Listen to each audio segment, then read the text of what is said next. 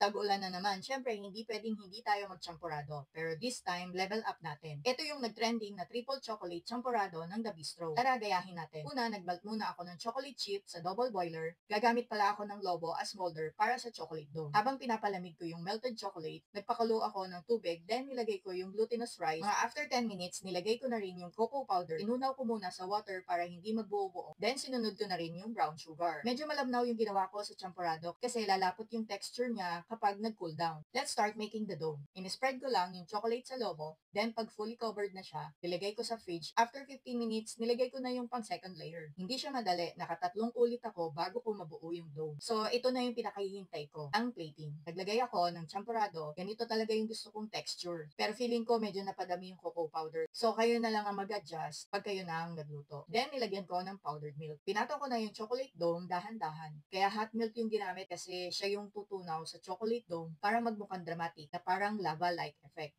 Nag-a-add din siya ng richness at magmukhang exciting yung presentation. Hindi ko rin alam kung bakit triple chocolate champurado ang tawag nila dito. Sabi nila, technically quadruple kasi combination of cocoa, dark, semi-sweet chocolates at isa pang type ng chocolate made from South Cotabato. Hindi man naging perfect pero masaya naman ako sa outcome. Ang mahalaga natuto ako sa process at nag-enjoy ako gawin. Kahit may konting struggle. Kung kaya ko, kaya nyo rin. Try nyo na rin sa bahay.